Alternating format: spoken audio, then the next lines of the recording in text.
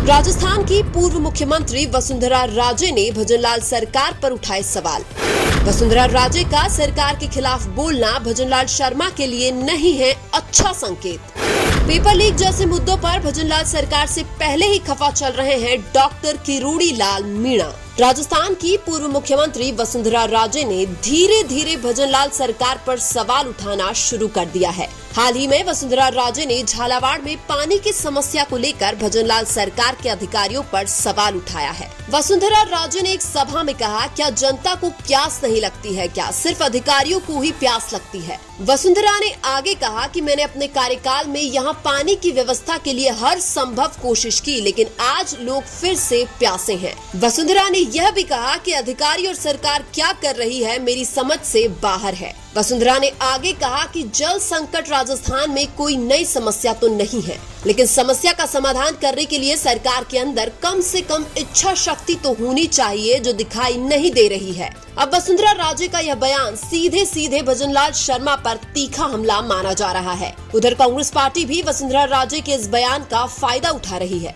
कांग्रेस के प्रदेश अध्यक्ष गोविंद सिंह डोटासरा ने कहा कि पूर्व मुख्यमंत्री वसुंधरा राजे ही भजनलाल सरकार की पोल खोल रही है। हालांकि जल जीवन मिशन की बात करने वाली सरकार अगर पूर्व मुख्यमंत्री के गढ़ में पानी नहीं पहुंचा रही है तो सवाल भी जायज है। हालांकि भजनलाल शर्मा के मुख्यमंत्री बनने के बाद ज्यादातर टाइम वसुंधरा राजे खामोश ही रही है, लेकिन पहली बार वसुंधरा राजे ने भजनलाल सरकार पर बयान दिया है, और वो भी तीखे हमले के साथ। वसुंधरा राजे का भजनलाल सरकार के खिलाफ यह बयान दिखाता है कि वसुंधरा राजे भी भजनलाल की कार्यशैली से खुश नहीं है। अब तक तो सिर्फ डॉक्टर किरोड़ी लाल मीणा ही भजनलाल सरकार पर सवाल उठा रहे थे, लेकिन अब डॉक्टर किरोड़ी लाल मीणा के बाद अगर वसुंधरा राजे भी सवाल उठा रही है तो यह भजनलाल शर्मा के लिए खतरे की घंटी हो सकती है, क्योंकि वसुंधरा राजे के पास 45 से 50 विधायकों का समर्थन है। इसलिए बीजेपी के लिए वसुंधरा राजे बहुत महत्वपूर्ण है। उधर डॉक्टर किरोड़ी लाल मीणा का भी 30 से 35 सीटों पर प्रभाव देखने को मिलता है, इसलिए किरोड़ी लाल को भी नजरअंदाज नहीं किया जा सकता है। हालांकि डॉक्टर किरोड़ी लाल मीणा और वसुंधरा राजे ऐसे नेता नहीं है कि बगावत करके भजनलाल सरकार को गिरा देंगे, लेकिन ऐसा जरूर हो सकता है कि वसुंधरा राजे और किरोड़ी लाल मीणा हाईकमान पर भजनलाल शर्मा की कार्यशैली को लेकर दबाव बना सकते हैं। वसुंधरा राजे तो भजनलाल शर्मा को मुख्यमंत्री बनाने के बाद बिल्कुल भी एक्टिव नहीं थी। यहाँ तक कि लोकसभा चुनाव में भी वसुंधरा राजे अपने बेटे के प्रचार के अलावा कहीं भी प्रचार करने नहीं गई थी।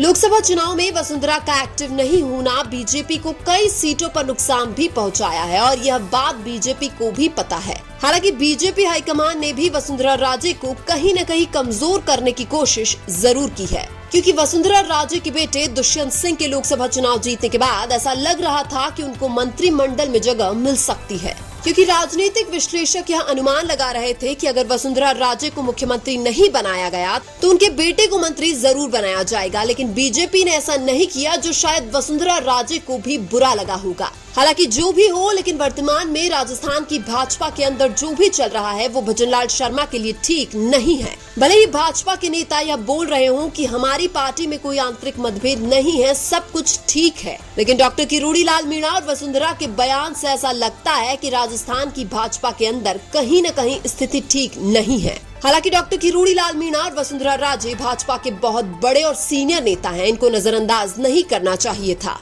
क्योंकि 2023 में डॉक्टर किरोड़ी लाल मीणा की वजह से पूर्वी राजस्थान में बीजेपी ने ही ज्यादातर सीटें जीती थी। उधर वसुंधरा राजे की वजह से राजस्थान के हाड़ौती क्षेत्र में भी बीजेपी ने ही ज्यादातर सीटें जीती थी। यानी कि पूर्वी राजस्थान में किरोड़ी लाल मीणा और हाड़ौती क्षेत्र में वसुंधरा राजे का सिक्का चलता है। अगर बीजेपी इन दोनों सीनियर नेताओं को नजरअंदाज करेगी तो फिर भविष्य में बीजेपी को भारी नुकसान भी हो सकता है, क्योंकि वसुंधरा राजे के पास भी बड़ा जनाधार है और डॉक्टर किरोड़ी लाल मीणा के पास भी बहुत बड़ा जनाधार है। इसलिए अगर किरोड़ी लाल और वसुंधरा के समर्थक बीजेपी से नाराज हो गए तो भविष्य में बीजेपी की मुश्किलें जरूर बढ़ेगी। हालांकि भजनलाल शर्मा राजनीति के नए खिलाड़ी हैं, जिनको अनुभव की कमी है, जिसका फायदा हर कोई उठा रहा है। यानी कि 2023 में बीजेपी ने पर्ची भेजकर जो मुख्यमंत्री बनाया था, वो फैसला भविष्य में उनके लिए उल्टा पड़ सकता है। हालांकि ऐसा भी हो सकता है कि बीजेपी हाईकमान 5 साल का कार्यकाल होने से पहले ही भजनलाल शर्मा को मुख्यमंत्री के पद से हटा दे।